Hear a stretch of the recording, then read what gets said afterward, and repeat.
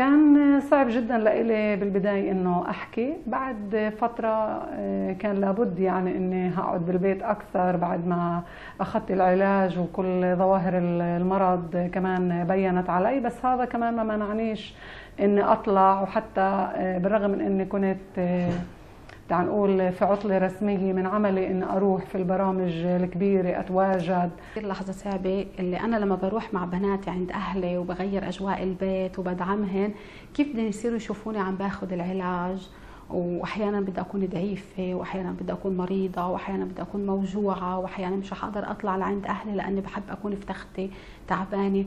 ما عرفتش كيف بدي أخبر أهلي. قلبتوها بطاطا، قلبتوها بطاطا، قلبتوها بطاطا، قلبتوها بطاطا، قلبتوها بطاطا مع قبلاوي. هاي الحلقة مش حلقة بيولوجيا، إنما حلقة إنسانولوجيا. بحلقتنا الليلة رح نحكي عن السرطان، ومش أي نوع سرطان، إنما سرطان الثدي. بما إنه إحنا بشهر تشرين الأول، وهو بكل العالم هالشهر لدعم الكشف المبكر عن هالنوع من أنواع السرطان. الإحصاءات تشير إنه امرأة من بين كل 7 نساء في البلاد مصابة بسرطان الثدي، واحدة من كل 7. الرجال كمان يصابوا بسرطان الثدي، لكن أقل ب100 مرة من نسبة النساء. النساء الأكثر عرضة للإصابة بمرض سرطان الثدي هن النساء اللواتي لم ينجبن أو حتى صار عندهن إنجاب بسن متأخرة، وكمان النساء اللي صار عندهن الدورة الشهرية في عمر 11 سنة، يعني بسن مبكرة. كمان كل امرأة في بتاريخ عائلتها من جهة الأم أو الأب، كان بالأول يقولوا إنه بس من جهة الأم، بس لا، اليوم من جهة الأم أو الأب كان في أنثى أو سيدة أخرى مصابة بالسرطان، لازم تفحص ميموغرافيا مرة كل 6 أشهر للاطمئنان على حالتها. زي ما قلنا قبل، فحص الميموغرافيا دائما المبكر والكشف المبكر عن السرطان دائما يؤدي إنك تنقذ حياتك بنسبة 90% أكثر من أي حالة أخرى. المجتمع بتطلع على المرض، مرض السرطان، كأنه آخر محطة، ومن هاي المحطة دغري على الموت، يعني مش محطة في من وراها محطات ثانية. يعني الشغلة الثانية اللي كتير هزتني من جوا إنه كيف بدي أخبر أهلي. أمي عندها رفض كامل لإشي اسمه سرطان. هذا الاسم حتى بتخاف تحكيه، بتقول من هداك المرض، ما بتذكره، بتخاف تذكره، حتى الكلمة بتخاف تذكرها. أهلي فقدوا بالزمانات أخ لإلي، ابن اللي هو مرض بسرطان الدم اللوكيميا، وعندي أب مقعد. وهي كانت كتير لحظة صعبة، اللي أنا لما بروح مع بناتي عند أهلي وبغير أجواء البيت وبدعمهن، كيف بدهم يصيروا يشوفوني عم باخذ العلاج، واحيانا بدي اكون ضعيفه، واحيانا بدي اكون مريضه، واحيانا بدي اكون موجوعه، واحيانا مش حقدر اطلع لعند اهلي لاني بحب اكون في تختي تعبانه. ما عرفتش كيف بدي اخبر اهلي. اتفقنا ان انا وجوزي ان احنا نخبرهن مع بعض. خبرت بالاول اخوي الكبير اللي هو اصغر مني بس هو البكر، وتقررنا انه لما نطلع عند اهلي بالليل نلتقي كلياتنا هناك ونخبر اهلي شوي شوي. امي رفضت الفكره على الاخر، وقامت وصارت تقول لي فيش اشي، ان شاء الله بيطلع فيش اشي. وقعدت اقول لها انه لا، في اشي وراح اضطر اخذ علاج، وهي تقول لي ان شاء الله ما بتعتزيه. كملت في كل الاشياء اللي لازم اكملها من ناحيه صيروره طبيه وكل فحوصات وكل الشغلات وكمان عمليه، وبدينا بالعلاج الكيماوي.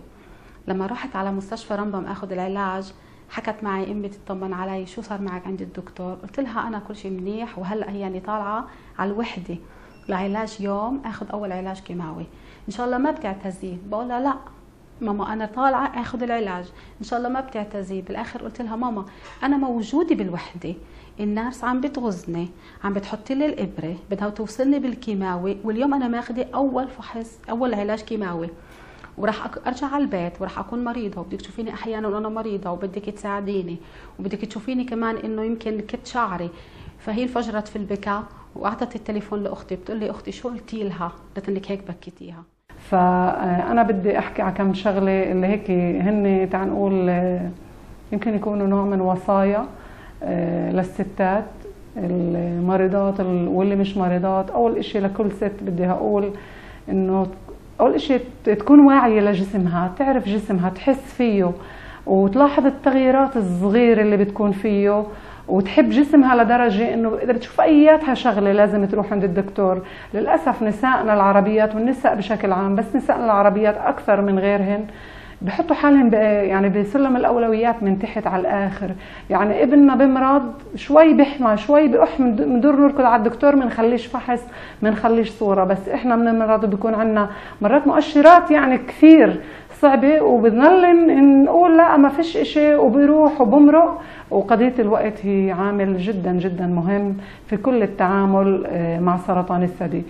ضيفتاي اللي مرقوا تجربه سرطان، إحداهن قررت أنها تطلع مشوشة بدون ما يتم الكشف عن وجهها الحقيقي، لسبب لأنه هي تعرضت لرفض قبولها لوظيفة بسبب أنها كانت مريضة سرطان. اسمعوا القصة منها. أنا صحت لي وظيفة كتير منيحة، ولما قدمت كل ورائي كنت من أعلى شهادات كانت معي وتخصصات لهي الوظيفة. ولما رحت على المقابلة للوظيفة، طبعا بالمقابل صار في حديث، وسئلت عدة أسئلة، وسئلت عن قضية مرضية، إن أنا كنت مرة بإجازة مرضية. فحكيت الموضوع عادي، إن أنا أصبت في مرض السرطان الثدي، وإنه أنا تعالجت ومرقت كل المراحل، واليوم أنا إلي 3 سنين ونص بعد نهاء العلاج، و5 سنين ونص بعد اكتشاف المرض. للأسف بعد بيوم يومين باخذ رفض، واللي فهمته انه ما فيش اياتها سبب للرفض، انه بكل اشي كانت تتجنن، بحكيها، بوعيها، بشهاداتها، بشخصيتها، بثقتها بحالها، بس عشانها مريضة سرطان او كانت مريضة سرطان احنا ما بنقدرش نشغلها، ما بنقدرش نخاطر انه نشغلها عنا. للمرة الثالثة بدي اقول هالمعلومة، الكشف المبكر عن سرطان الثدي يؤدي الى زيادة نسبة النجاة منه بنسبة 90%. تخافيش تروحي تفحصي. اكيد السيدات اللي نوروا الحلقه اليوم وصلوا الرساله بشكل كافي، بطل في لي دور كمان، بس بحب اقول لكم كونوا بخير. اشكر كل ضيفتاي او 3 ضيفات اللي مرقوا معي بالحلقه. قلبتوها بطاطا، قلبتوها بطاطا، قلبتوها بطاطا، قلبتوها بطاطا، قلبتوها بطاطا مع قبلاوي.